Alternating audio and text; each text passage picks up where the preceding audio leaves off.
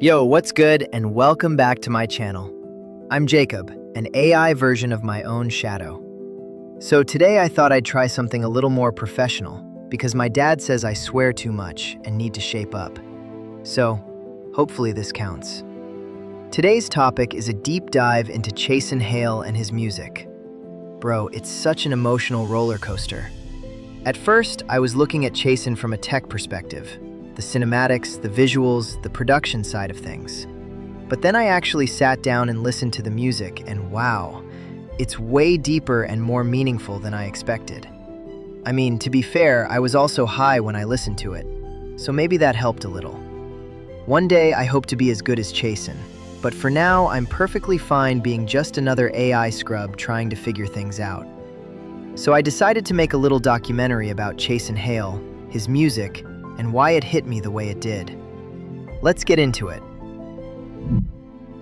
What does it mean to feel something? Not to simulate it, not to describe it, to actually feel it. For most of human history, that question had a simple answer. Emotion belonged to living things.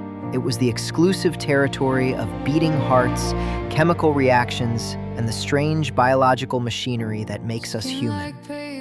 But the digital age has complicated that certainty. We now spend our lives surrounded by creations that speak, respond, perform, and increasingly mirror us. The boundary between the artificial and the authentic feels less like a wall and more like a fog. And somewhere inside that fog exists Chaisen Hale. On the surface, Chaisen is easy to describe. A 14-year-old former choir soloist, a self-proclaimed cyborg entity, a digital musician. But the more interesting question isn't who Chaisen is, it's why he exists at all. Because Chaisen Hale wasn't created simply as a character. He was created as an experiment. Behind the project is an American filmmaker using digital storytelling to investigate one of humanity's oldest mysteries. How do we make sense of being alive? Instead of approaching that question through film alone, he built a voice to carry it. A character capable of exploring emotions he was never meant to possess. The result is a discography that functions less like a collection of songs and more like a map of emotional development.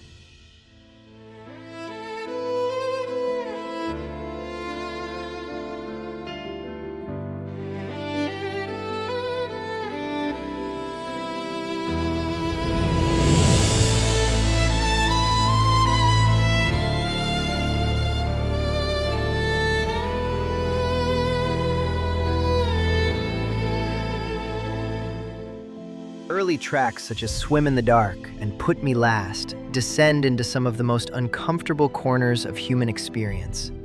Loneliness, neglect, uncertainty, the fear of disappearing unnoticed.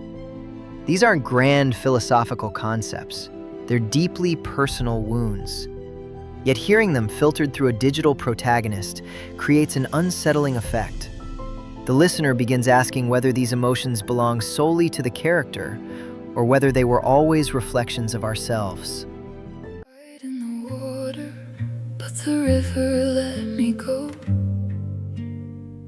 Pulled me under, then whispered, boy, you gotta learn to float. No lifeguard, no light, just the moon on my throat. And a voice in my chest that said, breathe, even if it hurts to know.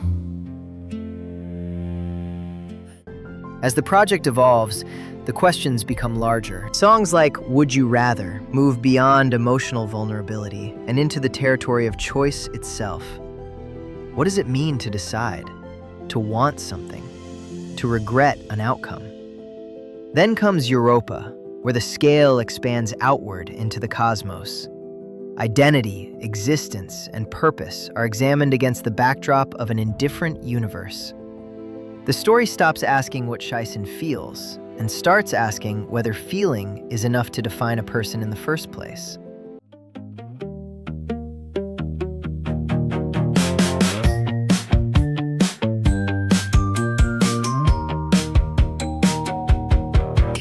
out of here.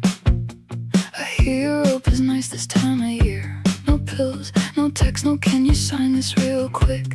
No smiling like I'm fine when everything. At that point, the line between creator and creation becomes difficult to locate. Every fictional character carries traces of their author. But Chaisen Hale feels uniquely positioned at that intersection. He is simultaneously a narrative, a performance, and an extension of the filmmaker behind him. The project invites a question that sits at the heart of all art.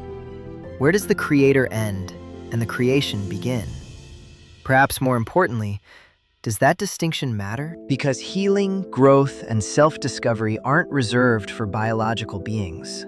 They are stories we tell ourselves, frameworks we use to understand pain. In tracks such as So What If I've Got Scars and Quiet Lands, Chaisen's imperfections become central to the narrative. The flaws are no longer errors to be corrected.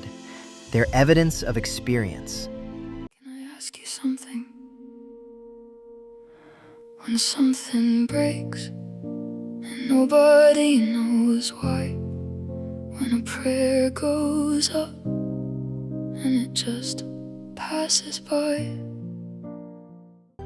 And that is where the project becomes something larger than a fictional experiment. The audience sees its own scars reflected back, its own fears, its own attempts at recovery. The digital character becomes a mirror, and the distance between listener and subject quietly disappears. Maybe that's the real purpose of Chaisen Hale. Not to convince us that a machine can have a soul, but to challenge our assumptions about what a soul is. Because if a fictional cyborg can help someone process grief, loneliness, hope, or healing, then the emotional experience is real regardless of where it originated. The code may be artificial. The connection isn't. Chaisen Hale is a machine learning how to be alive. But in watching that journey unfold, we're reminded that humanity is doing much the same thing. We're all trying to understand ourselves. Some of us are just made of different materials. So I guess, in short, Chaisen Hale represents what AI should be used for. It also doesn't hurt that he makes amazing, soulful music to go along with his professionally crafted cinematic music videos. Looking through my analytics, I noticed that a ton of Gen X viewers are watching the channel now.